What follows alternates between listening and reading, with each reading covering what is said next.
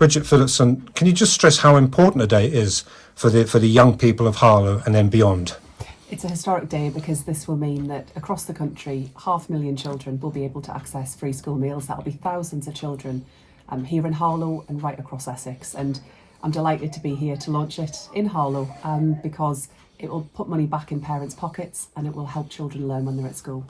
We put the child poverty story on the other day, and do I feel a bit naive when I look at figures? And I speak to heads who say there are children coming to school hungry. In 2025, that's quite frightening, isn't it? It is, and that's often even when their parents are working really hard and doing everything that they can.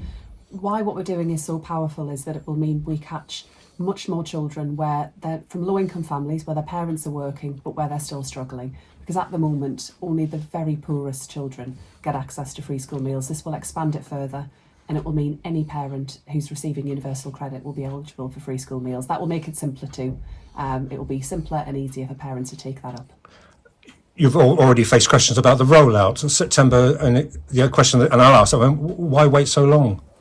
So for two reasons. One, we need to work with schools to get this right, but also secondly, this is in the spending review that's going to be launched next week, the conclusion of the spending review, and the time frame for that is from 2026 onwards, and it will take effect from the start of the academic year in 2026. Were you interviewed at Passmore's when you're in opposition and Perfect Green? You've come in, opened the books, as there are a lot of things. Is it a big job that you have?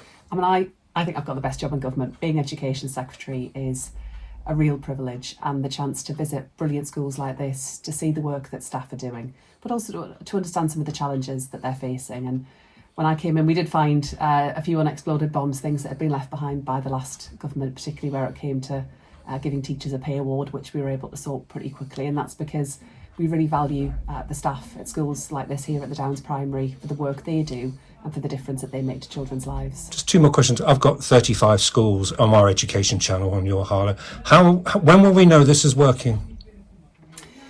We'll know it's working when fewer children are growing up in poverty, and that is what we want to do, because child poverty doesn't just damage the life chances of individual children. What I also hear from schools in Essex and Harlow across the country is that the fact that so many children are arriving at school in poverty, hungry, not ready to learn, has a big impact on the ability of the staff in the schools to actually deliver a brilliant education.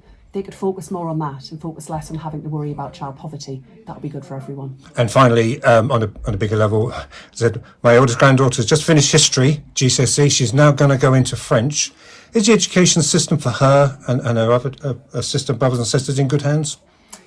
Absolutely, and we've got a curriculum and assessment review underway at the moment, so we're looking at all aspects of the curriculum and how we assess that to make sure that we're getting it right. But I know lots of young people have already done quite a few exams. There's still some to go, as you say. I just wish them all the best. All you can do is work hard, try your best, and hopefully get good outcomes at the end.